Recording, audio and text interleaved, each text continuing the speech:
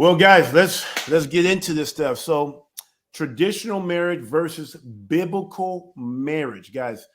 This whole thing, guys, that we've been talking about is a relationship, right? And it all starts with our relationship with the Most High Yah, okay? And coming from Christianity, me being in Christianity for 16 years, right? I was taught what marriage was. And the whole time I thought what I was learning in Christianity was biblical marriage. And then it wasn't until I came out and came into the truth and came out of Christianity where I learned that what Christianity was teaching was not biblical marriage, but they were actually teaching traditional marriage. This is just stuff that people did, but there was nothing you can find in the Bible. But this is just what they did. So that's why it's just called traditional marriage, but it's not biblical marriage. And what we're going to show today is Christianity do not believe in biblical marriage. And I'm going to even show you that what Pastor Dow and our brother Pete Rambo, I can tell you right now, no Christian is going to take them up on their bet of $20,000. The Pastor Dow and Pete Rambo, brother Pete Rambo, has put up $20,000 combined. That anybody that's willing to debate them on biblical marriage, and no one has answered the call. Even the great, or I say this with quote unquote, the great Pastor Geno Jennings, who made the challenge, won't even take up the bet, take up the debate. Mm-hmm. And now I know why. And you're going to see after today's live stream, you are going to see why Christians are not going to take on the debate with Pastor Dow and brother Pete Rambo. You're going to see why, and I'm going to show you here. But I want to, before we go into seeing some of these videos from Christians, you're going to see something from Christians, and you're going to see a video. Surprisingly, I'm going to show you guys a video even from people outside the Christendom, and even outside of the Hebrew Israelite, just to make the point that Christianity is a religion of hypocrites. Christianity is a hypocritical religion. Yeah. Straight up. They're hypocrites. They don't even practice what they preach themselves at all. They don't even believe the things that they're preaching. Yeah. They say one thing and do another. They're literally actors. What they call them? What we heard with the word? They're actors. Stage players. Stage players. They're stage players, actors. All of them are. And that's why. And I got another report. I digress just a little bit. I don't know when's the last time I told you I spoke to my son, but whenever that time was, and that he was going to get back to me and tell me the errors of my ways biblically, he has not yet come back and given me an answer of where he thinks that I turned away from God or walked away from God. He has not came back to me yet. I'm so glad that my salvation wasn't predicated if my son, who says he has the truth, was going to share the truth. You could tell right there, even with my own son, who I loved, who I've taken care of. To this day, I'm still taking care of him, still providing for him. Technically, yeah. Off of my sweat equity, he's still being provided. And this is the love he shows me. He does not come back and show me the errors of my ways. He's still a benefactor. I can be saved. See, Christianity, I mean, as much as my son wants to love me, but he's loving me exactly the way it's prescribed in Christianity. Christianity says, dishonor your father. See, that's what I'm saying. Christians are hypocrites. They will literally teach Christian boys and Christian girls how to dishonor their father for the sake of tradition. Mm-hmm. Am I making this up? This sounds like somebody familiar. This sounds like something that my Messiah said. Let's go to that. Let's go there. I know we had a slide, but let me just go to the actual thing. Can you go to Matthew? I believe it's in Matthew chapter 15. But I'm gonna want to read beyond that, because just talk about my son, and then I'm gonna bring it back to this. But I just want to read. This is Christian. Yeshua literally said that many will come in the last days. Many will come in his name and deceive many. And I'm going to show you that Christianity is the religion that he was speaking of. Not only Christianity, Islam, all that, but Christianity is the largest religion in the world. In the world. And they're the one that's teaching people. They're the one that's coming in the name of Yeshua. They say Jesus Christ. And they're the one that's deceiving many. Many. Let me make sure I get this thing changed here. Hold on, guys. Bear with me. Okay. I got it pulled up. Okay. Go ahead. Read that. Says, but he answered and said unto them, why do ye also transgress the commandments of Yah by your tradition? See, by your traditions. This is what we're going to be talking about. We're going to be talking about traditional marriage versus biblical marriage. All right. Read. For Elohim commanded, saying, honor thy father and mother, and he that curseth father or mother, let him die the death. You see, look, it says honor your father. That's what the word says. But in Christianity, it's okay to curse your father or your mother and let them die to death. That is better to do that than to actually honor your father and mother. In Christianity, guys, I'm not making this up. My children that was reared up in Christianity was, I'm talking about they were immersed in Christianity, still immersed in Christianity. And after all of their Christian teachings, even from all the schooling, they never been to a public school, to a so-called private school, which was really a public school and Christian school. They were Hellenized. And at the end of the day, guess what they learned? They learned that it's perfectly okay to dishonor your father. If I'm wrong, prove me wrong. Show me I'm wrong. I'm telling you, it's okay in Christianity to dishonor your father. Literally. Read. But ye say, whosoever shall say to his father or his mother, it is a gift by whatsoever thou mightest be profited by me, and honor not his father or his mother, he shall be free. Thus have ye made the commandment of Yah of none effect by your tradition. By your tradition. Look, they say, hey, you'll be free. You don't have to honor your father because your father's in the cult. You don't have to honor him. This is what they're teaching in Christianity.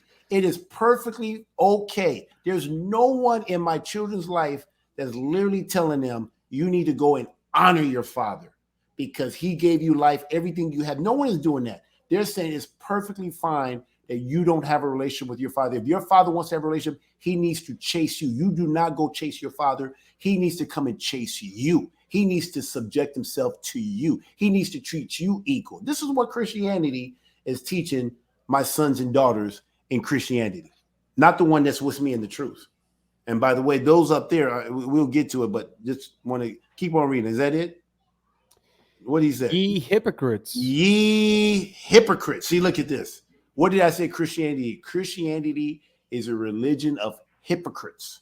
They're hypocrites. They'll present the Bible, but then they do another thing. Read. Well did Isaiah prophesy of you, saying, this people draweth nigh unto me with their mouth, and honor me with their lips, but their heart is far from me. Christianity will be telling you all day they love Yah. He's a good father. It's who he is. It's who I am. I'm telling you, Christianity is number one when it comes to honoring God with their lips. They would give lip service, not work service, lip service. That's what they do. They give lip service, but their heart is far from the Most High Yah. Read. But in vain do they worship me, teaching. Yep, that's what they do that on Sunday. They go to church and they worship him on Sunday. They rest on Sunday. See, look at they go and worship him. They say they're worshiping the Messiah, but they do it in vain. Yeah, they're worshiping, but they're doing it in vain because they're not doing it the way he commands it, the way he prescribes it. Read. Teaching for doctrines the commandments of men. That's it. I mean, that right there. I mean, Yeshua literally just showed us what modern day Christianity looks like, from Constantine all the way through. I mean, I probably only met one Christian that I was able to. He actually says I disagree, and he was willing to accept the correction where I showed him the error of his ways, and he said he thought I was wrong, and that he will get back to me. I just talked to him this past week. We were on the phone for 3 hours. I mean, I think we talked all the way to 1 o'clock, 2 o'clock in the morning. Good conversation. And we were having a good dialogue. And he says he admitted where he was in error. He had a lot. I think he's been watching my show. You may be watching it right now. And he says he's going to get back to me. He thought there was some things that I believe and that I was in error. He's going to get back to me. And I believe he will. I really do believe that, because he was honorable enough to acknowledge the things that I saw in him. I said, okay, you're not fellowshipping, but you're telling me I'm wrong. And you say you're following Yah, but you're forsaking the fellowship. He says, you know something? You're right. You are absolutely right. I am in error. I need to repent of that. I'll get back to you. I do need to make it there, but I still think you're wrong here. I'll get back to you. I said, okay, you have my number. Let's chit chat when you're ready. So I'll be waiting for a call to see if he will be able to show me the errors. Let's see who's going to come first. Is this other Christian? Now, he says he's a Christian, but I'm going to tell you, I think Yah's dealing with this one brother. But let's see who's going to get back to me first. Is this brother going to get back to me, or my son? Now, my son has been at this for 3 weeks, a month. I don't even know when's the last. It's been longer than that. that. Since Father's Day. My goodness. Since May. Wow. That was May. It's September. Okay. Well, let's see who's going to get back to me first. If my son's going to get back to me and show me the errors of my ways, or admit and says, hey, I can't find nothing, Dad. Hey, I was wrong. You were right. This other brother, I believe that if he can't find nothing, I think he will get back to me and tell me, you were right. I was wrong. I repent. I want to get in line.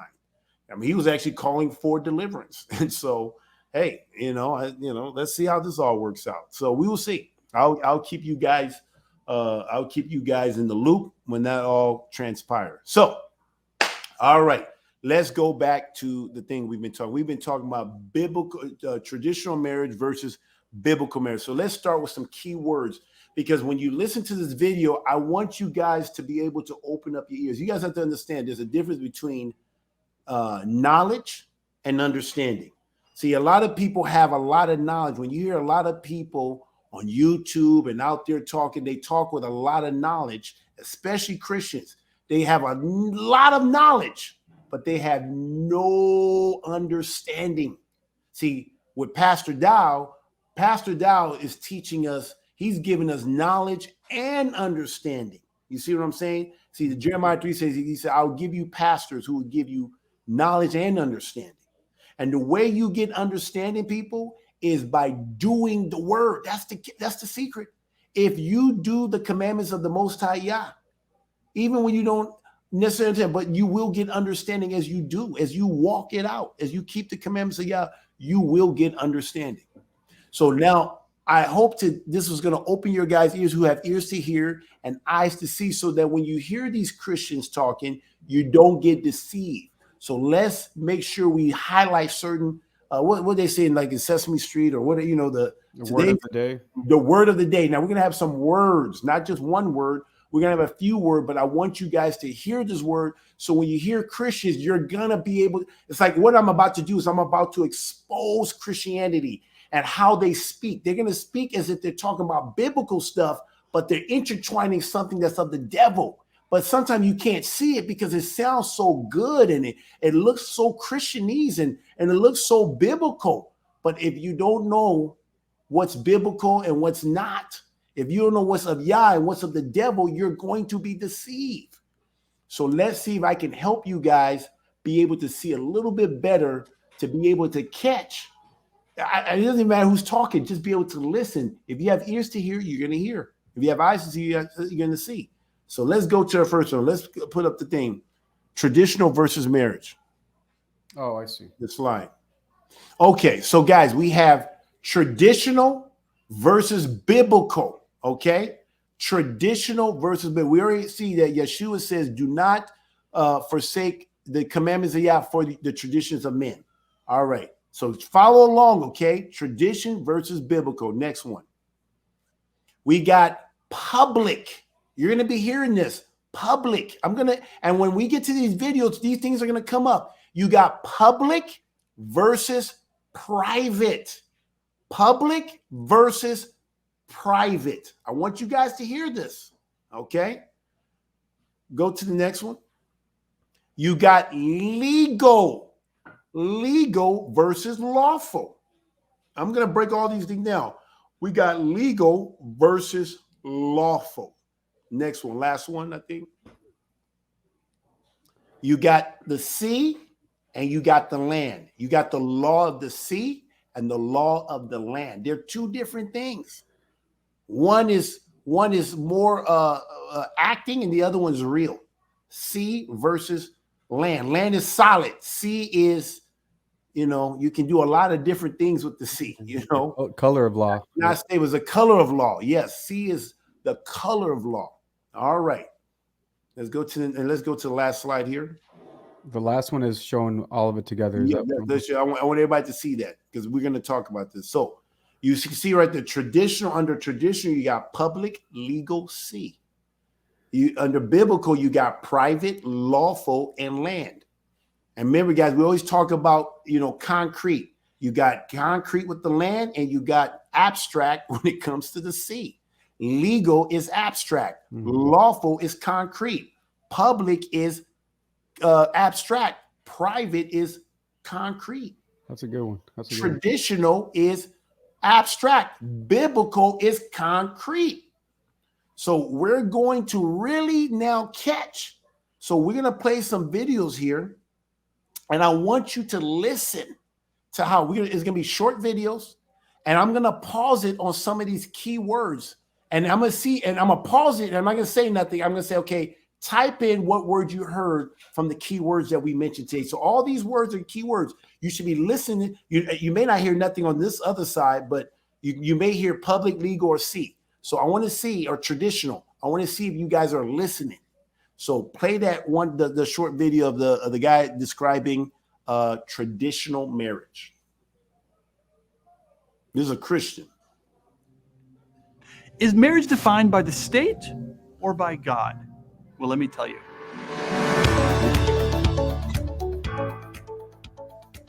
Marriage today looks a lot different than marriage in biblical times. Isaac and Rebekah, for example, simply entered into a tent and then they were married with no certificate or paperwork. So how should Christians define marriage today? Well, Christians should define marriage the same way it's been defined by the Bible for thousands of years. It's when a man leaves his father and his mother and becomes joined to his wife, and the two become one flesh. Marriage, then, is the covenant relationship between a man and a woman before God. And Jesus, in fact, also fully endorses this definition. In Matthew 19, he quotes the Genesis account of marriage, because he believes it's still valid, and then he adds his own commentary by saying, "What therefore God has joined together, let no one separate." In other words, Jesus believes marriage is a God-ordained institution. And so when Isaac and Rebekah got married, they made a commitment to each other that's recorded in Genesis 24. And when the Bible says Isaac brought Rebekah into the tent, well, this is just a reference to them consummating their marriage. Now, it's true, there is no mention of a certificate or paperwork. They never even went to a courthouse. Why? Pause. Because... So you hear this, he's going through here talking about biblical marriage, right? He's talking all Christian. He actually dropped some few words in there. Now, I didn't give you guys a key word, so I don't expect you to pick up, but the word institute. Okay, that sounds more legal, but we'll leave that alone right now. But he's talking about this stuff. So they're very aware that there's nothing called certificate, courtroom, none of this stuff. Now, this guy's going in talking about biblical marriage. He's talking about the whole thing. He's talking about it. Yep, talking about biblical marriage, right? We got our brother, the word of the sword here, talking about, it sounds private. It does sound private, but listen to how this Christian ends this whole conversation or this message. Play. Marriage is an institution of God, not the invention of the state. And that's why no legal documents are needed. In fact, when I got married to the most glorious woman, by the way, stop. We exchanged our... You see that? He says to the most gorgeous. That's okay. You can talk. But I could tell because he's a Christian. He worshiped his wife. He had to put that plug in, the most gorgeous in the world. You see, he's teaching us right there that he puts a woman on a pedestal and he worships her. So you already know he's coming from a Roman Greco culture already. Christianity. All right. Just go back a little bit and play it. I didn't mean to cut off. I just want them to hear woman's worship. In fact, when I got married to the most glorious woman, by the way, we exchanged our vows in front of our pastor and before our friends and family. Most importantly, we made our commitment to each other before God. Okay. Now, sometime later that day, my wife and I filled out the necessary paperwork to register our marriage with the state. Stop. That's Look what he said. Everything he said was like we did it before the church, we did it here and this, and then he went on to say we filled out the necessary. What's necessary? When I hear the word necessary, what does that sound like to you, Deacon? You have to. You have to. This is the most important part. Like, okay, I did all this, but then we had to fill out necessary paperwork. This is the type of stuff that Christianity do. They're hypocrites. They say all the biblical stuff, and then boom, they slide these little things in here. And then when somebody hears that, oh, for me to make this right, I have to also fill out necessary paperwork. Let's go back a little bit and let's listen to him again. we made our commitment to each other before God. Now, sometime later that day, my wife and I filled out the necessary paperwork to register our marriage with the state, but that subsequent certificate we got from the government did not make us any more married than when we exchanged our vows before God. Our marriage began at the church, not later when the courthouse stamped our certificate. Marriage, as you can see, is a pre-political institution. It existed long before the state existed. And all that recent governments have done is created legal protections and privileges that provide the married couple with some benefits. Now, but the state, though, did not create marriages, and that, by the way, is why the state should not redefine marriage. Marriage is a God-ordained institution. Stop. So look what he said. He said his marriage with his wife started with the church. But I promise you this much, and I don't know how old this video is, but I promise you much, it's not going to end with the church. It's going to end with the court system. It's going to end with the state. If you got a legal marriage license and you want to end it, it's not going to end with the church. It's going to end with that court system, the state. They're going to dissolve it because you got it. And he actually said it. He already said he literally registered his marriage to the court that same day, not 2 days later. And believe it or not, that thing has to be done before you can actually, the pastors know that has to be done that day, that same day. Pastors are the gatekeepers, Christian pastors, and anybody that support traditional marriage or state licensed marriage and stuff like that. They're the gatekeepers, pastors, imams, anybody that's given marriage license and sign off on that. They are supporting these traditional marriages. These state licensed marriage. You can play. Not a government ordained institution. At Stand to Reason, we help create. Okay. So you can see right there, he literally took something that was private and made it public. As soon as he did that, it ceased to be in private. Now it's public. Meaning what? We're going to find out. Public and private are two different things. When you register anything, if you register your sons and daughter, meaning get a birth certificate, if you register your marriage, guess what? You just took it from the private and put it into the public. If you register your car, you just took your car, moved it from the private into the public. Anytime you register something, you are now giving jurisdiction to the state because the state gets their power by the consent of the governed. You're saying, hey, state, I'm incompetent to rule over my car. I'm incompetent to rule over my sons and daughter. Matter of fact, I'm so incompetent, I'm incompetent to even handle my own affairs in my own house when it comes to me and my woman. And so I am going to register my house, my property, my rights. I'm a register to the state because I'm incompetent. I don't know what to do. I need help from something that was created by man. Do you see that?